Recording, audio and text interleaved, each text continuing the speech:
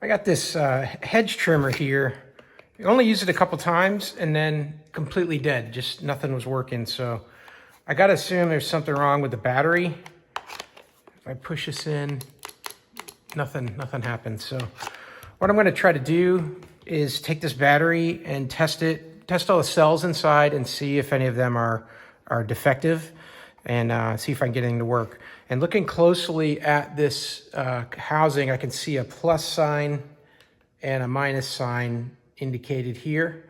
So I'm gonna do a quick test first just on the battery and see if it's got any charge being given out, because then maybe it could be the trigger inside this mechanism or some other problem. So let's take a look and see if we get any voltage here.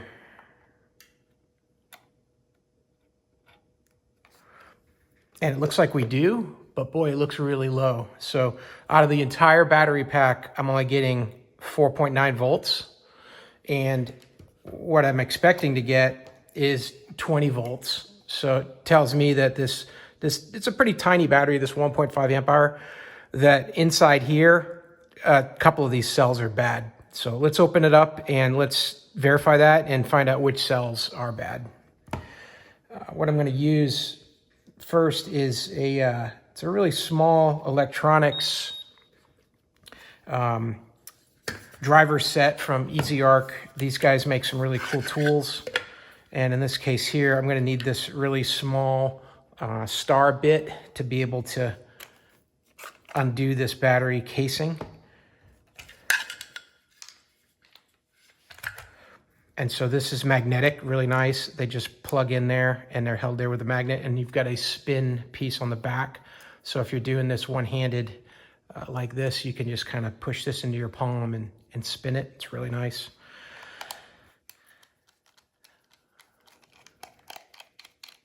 And then the magnetic piece is great too. You don't lose anything.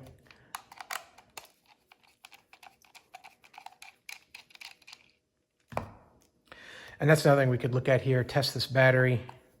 I push the test button and I don't get anything. So I guess 5 volts is well below the lowest setting on that one.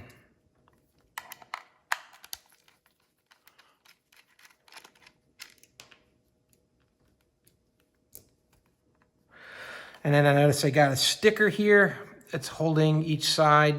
So we're gonna have to pry that back a little bit too.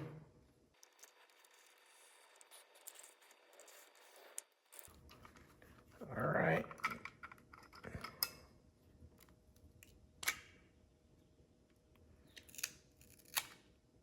So got the top half separated here from the base.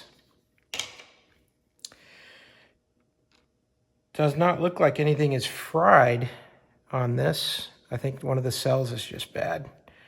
Okay, so this has 1, 2, 3, 4, 5 cells. These look like they are those 18650 style, just looking at it to guess. Got a couple bolts here, but I don't think those are holding it down. This thing should just lift out if we try to pry it out. There we go.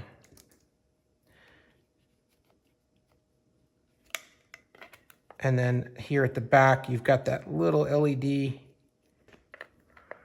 There we go. So now I've got the whole housing emptied out.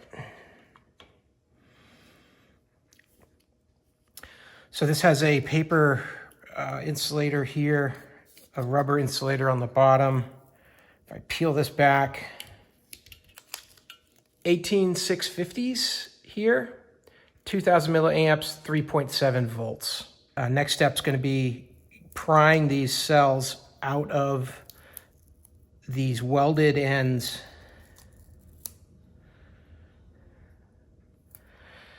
Here, because you see these little dots. There's 4 little dots there. What those are little weld marks, and there's an electronic welder that you can get. Looks like a pen, and you just go zzz, zzz, and you zap it really quick, and it does an immediate weld from these little nickel connectors onto the battery itself. Same thing on the other side, because these batteries will typically not have a bump on them. They'll be just flat. because they're designed to be welded in place like that. When we pry these off of the old cells, we will be able to go back and weld these pieces right back onto the new cells. So we're only showing 1.5 volts. Now let's just work my way up the cells here. Now remember, some of these are connected to each other, so the voltage won't be a simple single cell reading. And here we got 1.2, 1.3,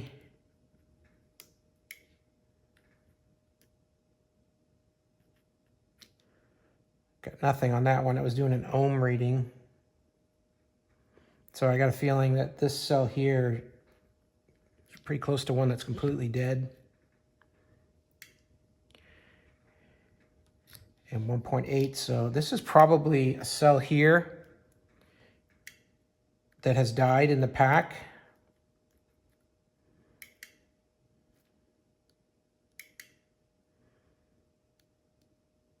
And that's what's giving us this bad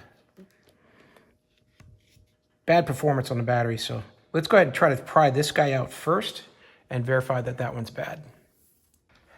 Something I like to use to pry these cells off of the little metal welds is this kit from Channel Lock. These are made in the USA, and they've got one tip here that's curved like this that's really good for prying out underneath.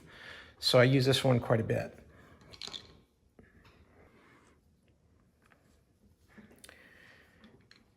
And this is our bad cell here. I'll get this started with this 90 degree.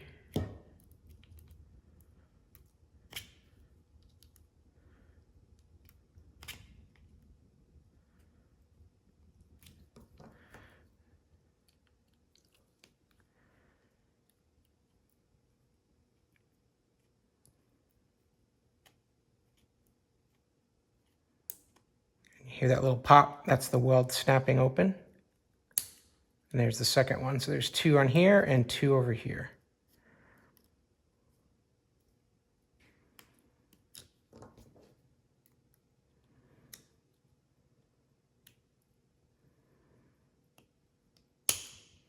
Yeah, it looks like we got both of those at the same time. I'll just bend this back a little bit out of the way. Now go to the other side. Actually, I'll wait on that. Pop this guy out.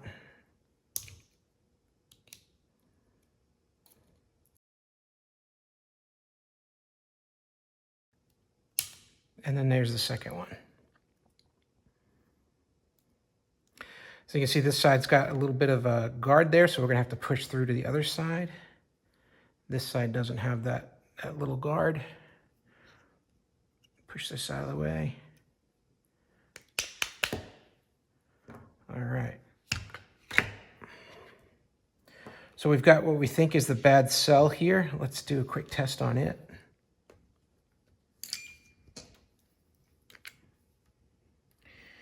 Here's your negative side, and here's our positive side. And we get nothing. It goes straight to the ohm meter here. If I force it into volts, we don't get anything. So yeah, definitely this is the bad cell. So we'll go ahead and get an order in for some of these 18650 cells. What I'll end up doing is I'll probably replace all of them because it's not a good idea to have them mixed and matched. And all we'll do is pull all 5 of these out, push the new ones in place, and then set this back down and do those spot welds. Put the casing back together, and we'll have a brand new battery. Much cheaper cost than buying a battery new. So hey, I hope this video was helpful. Learn a little bit more about how to take apart one of these rechargeable battery packs, diagnose the cells, and determine your go-forward plan. I hope this was helpful, and as always, hope you have a great day.